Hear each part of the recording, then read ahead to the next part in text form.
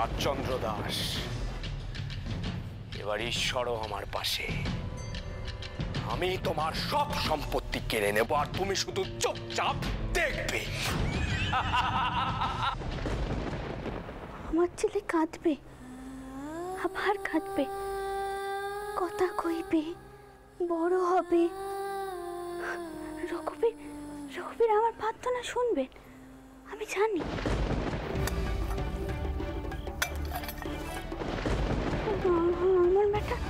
আমার বেটা মরেনি, আমার বেটা মরতে পারেনি। কিরে বল বল, কথা কথা, আমার বেটা মরেনি।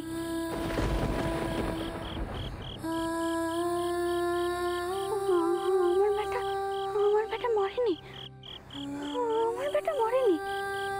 রঘুবীর আছেন রঘুবীর, আমার বেটা মরেনি। দাও মা দাও, তোমার বেটাকে দাও।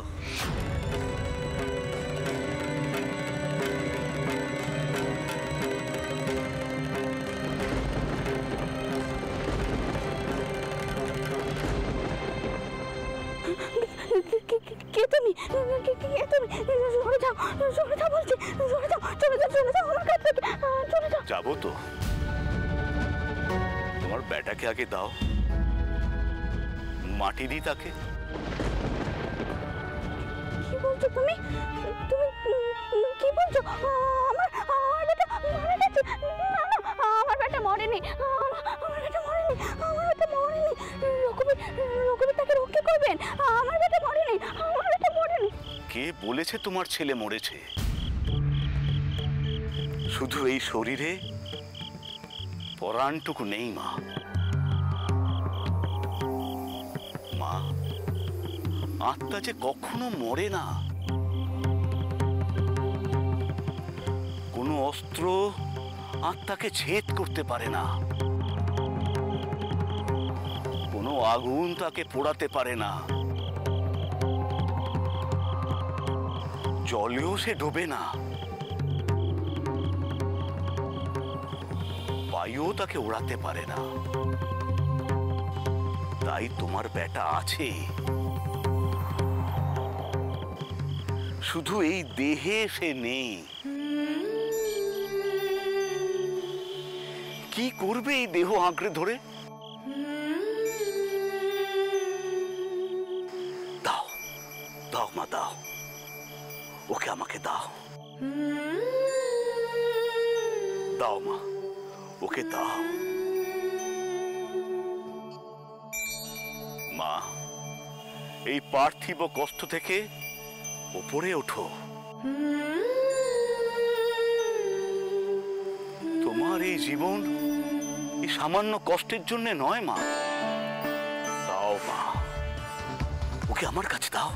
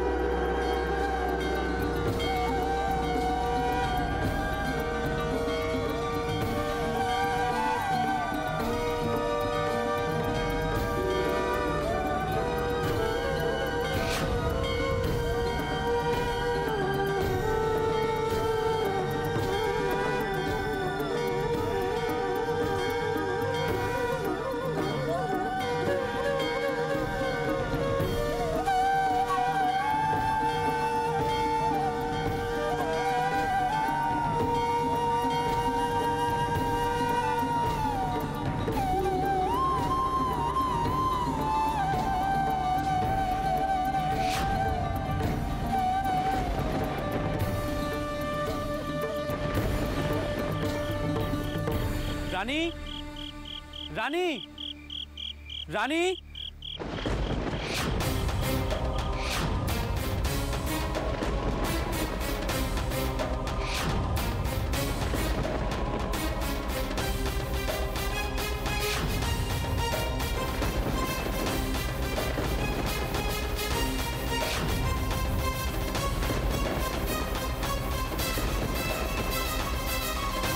রানী, রানী, রানী,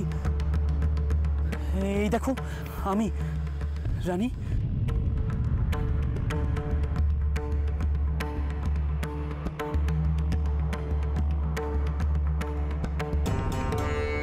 ওঠো, ওঠো রানী।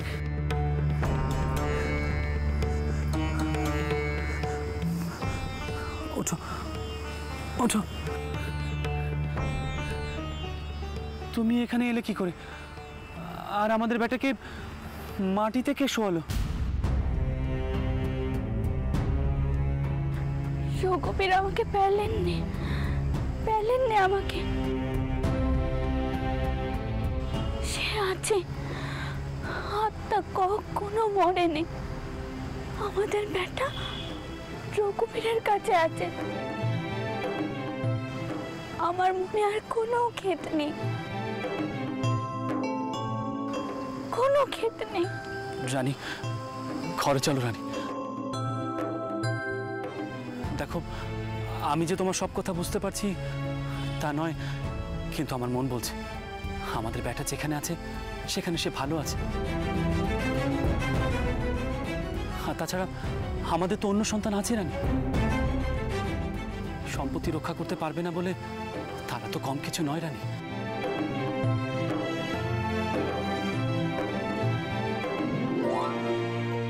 কারোর শক্তি কম নয়। এবার আমি সকলের কাছে তা প্রমাণ করে দেব। আপনি দেখবেন। शक्ति रूपेण संस्थिता, शक्ति रूपेण संस्थिता।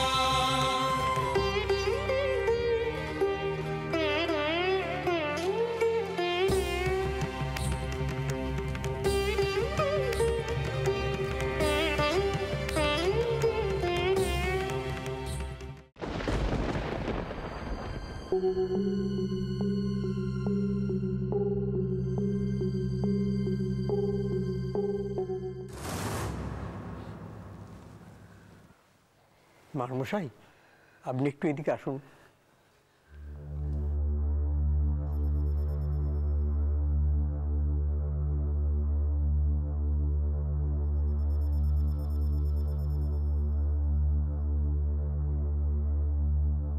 আমার আর করার কিছু নেই।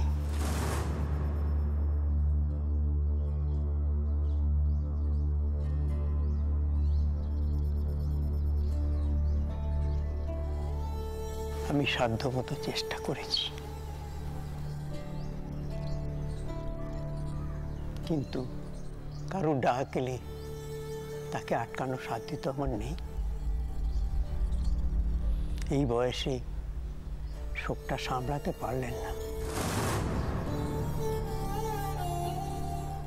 এবার গিন্নিমাকে ডাকুন। বাবার শেষ সময়ে মেয়ে যদি সামনে না থাকে তাহলে শ্বাস বের হবে না। আমায় ক্ষমা করবেন।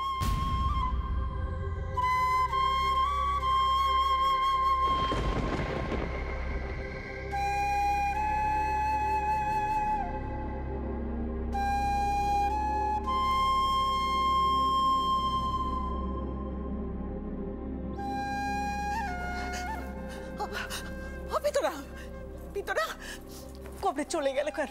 চলে গেল কেন? আর কি কিছু করার নেই পিতরা? হ্যাঁ, বলো না, চুপ করে আছো কেন? তুমি তাহলে চললে ঠাকুরপো? সব সম্পর্ক শেষ করে দিই।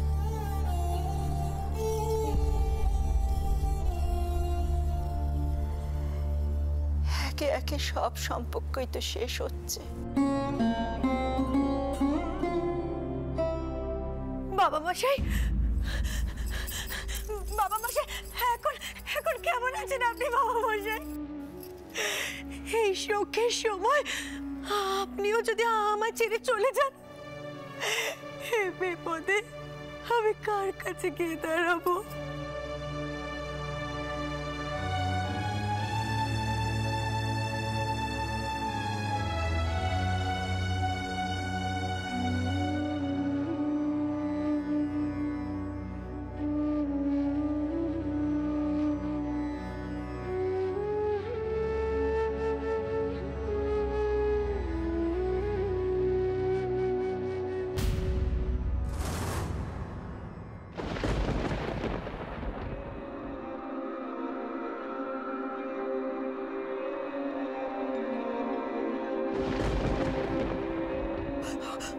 হাতটা পড়ে গেল কেন?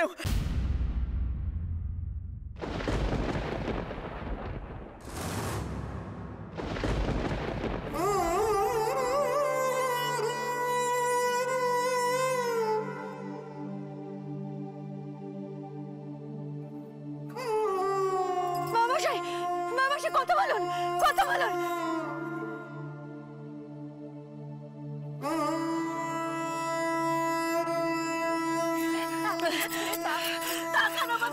আমার সঙ্গে কথা বলুন, কথা বলুন, আপনি কথা বলুন।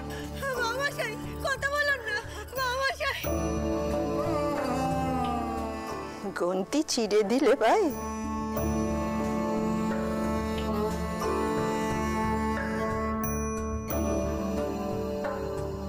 সব বন্ধন কেটে গেল।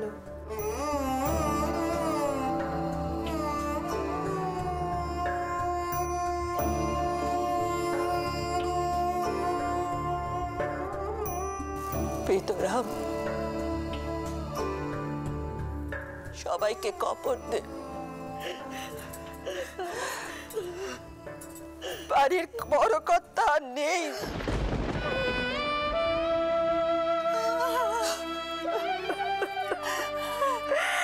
যে বট গাছ ছিল সে পড়ে গেছে। না গো বড়গিন্নি, এই দেখো হাত গরম আছে, হাত গরম আছে, শরীর গরম আছে। দেখো দেখো দেখো। ও পিতরা, ও পিতরা, পিতরা দেখো না বাবা, আর কিছুটি করা যায় না? বলো না, চুপ করে আছো কেন? আর কি কিছু করা যায় না? বলো না। ছোট ছোট ছোট, তুই শান্ত। ছোট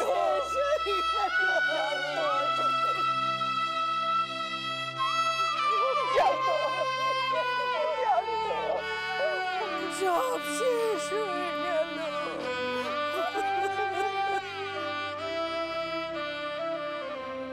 বাবা মশাই শেষ পর্যন্ত আমাদের ছেড়ে চলে গেলেন।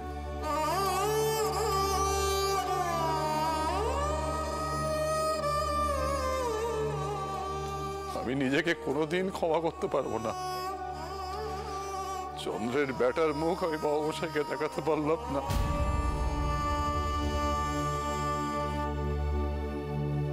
তার শেষ আশা ছিল এটা, সেটাও আমি পূরণ করতে পারলাম না। জনার্দন,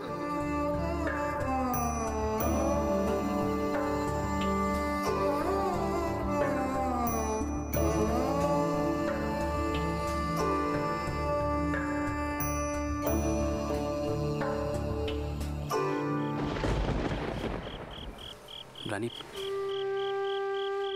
তুমি ঘরে যাও। তোমার উপর দিয়ে তো অনেক ধকল গেছে। ঘরে গিয়ে একটু বিশ্রাম করো, যাও।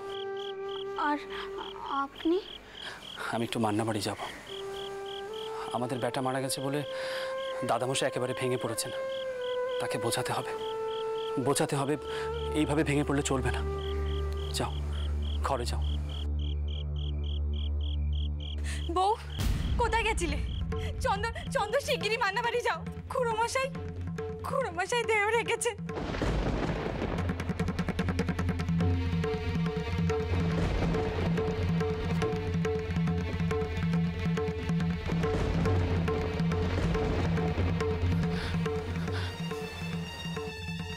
কি বলছেন মেজ খুড়িমা? দাদামশাই দেহ রেখেছেন? চন্দর, তো দামশাই চলে গেলেন রে, তো দামশাই চলে গেলেন, মনে বড় দুঃখ নিয়ে গেলেন জানিস। তিনি ভেবেছিলেন তুই বংশ রক্ষা করবি, তেনার নিজের তো কোনো বংশ ছিল না, তাই পিতরামকে বেটার মতো আগলে ধরেছিল। মার বংশে এতকাল পর বেটা হলো। চন্দর, তোদের উচিত ছিল না সে বেটাকে রক্ষা করার? ছিল না উচিত? দিদমা, আমি আপনার মনের অবস্থা বুঝতে পারছি, কিন্তু জন্ম মৃত্যু তো কারো হাতে নেই। তা আমি জানি রে চন্দর, তা আমি জানি, কিন্তু কেউ যদি নিজের হাতে নিজের বেটাকে মারে, তাকে তুই কি বলবি চন্দর?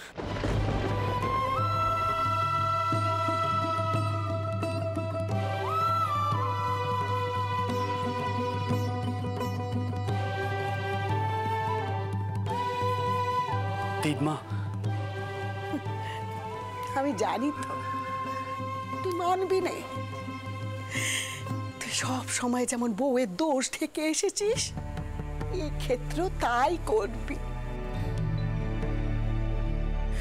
কিন্তু আমি কইব চন্দর, আমি কইব, তোর বউ যদি পথে অবস্থায় লেখাপড়া না করতো, তাহলে বেটা বাঁচত রে, এ বেটা বাঁচত, এ বেটা বাঁচত রে চন্দর, বাঁচত।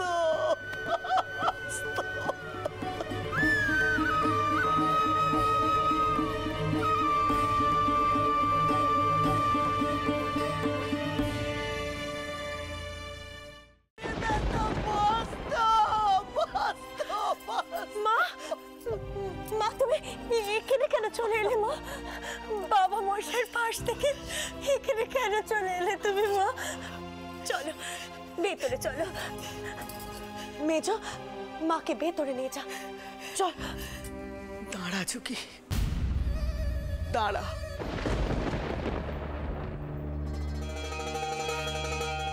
বউকে আগে জিজ্ঞেসে করতো সে এত রাতে কোথায় গিয়েছিল।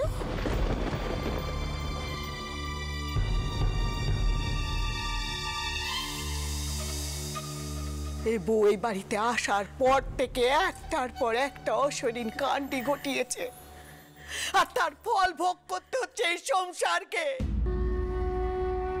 আজ তো তার চরম পরিণতি হলো রে, সংসারের মাথাটাই উপরে পড়ে গেল, মাথাটাই উপরে পড়ে গেল। দিদমা, দিদমা আপনি শান্ত হন, শান্ত হন দিদমা। দাদামশাই মারা গেছে খবর শুনে আমারও খুব কষ্ট হচ্ছে দিদমা, কিন্তু আমরা তো আপনাদের পাশে আছি দিদমা। মানুষ তো অমর নয় দিদমা, একদিন না একদিন সময় হলে চলে যেতেই হয়। কিন্তু চন্দর, সে তো একটু শান্তিতে চোখ বুঝতে পারতো, বল, একটু শান্তিতে তো সে চোখ বুঝতে পারতো। তোর বউ যদি একটু আচার বিচার মেনে চলতো, বেটা তো হয়েছিল, হয়েছিল তো বেটা, বল। ঠিকই তো বলছে মাইমা, কিছু মনে করবেন না, তোমার বউ তাকে রক্ষা করতে পারলো না। এই জন্যই আমি আমার বৌমাকে শাসনে রাখতো, প্রথমবারের মতো ভুল তাকে আমি করতে দিইনি। প্রত্যেক বউয়েরই কর্তব্য বংশ রক্ষার জন্য বেটার জন্ম দেওয়া, কিন্তু এ বউকে কে শেখাবে?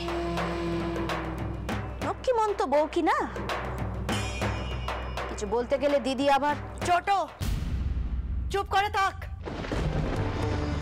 এ সংসারের কত ভালো তুই চাস, তা আমার ভালো করে জানা আছে। এখানে এসব কথা আমি তুলতে চাইনি। যোগী, ছোট বউ তো ভুল কথা কিছু কয়নি, কিচ্ছুটি ভুল কথা কয়নি। তোর বউয়ের নাকি অনেক ক্ষমতা, রঘুনাথের হাত নাকি তার ওপর আছে। তাহলে কেন পারলো না বলতে পারিস? কেন পারলো না নিজের বেটাকে রক্ষে করতে? যে মা নিজের বেটাকে রক্ষে করতে পারেনি, বাঁচাতে পারেনি, সে কিসের মা শুনি? সে মা নয়, মা নয়, সে একটা রাগ করছে।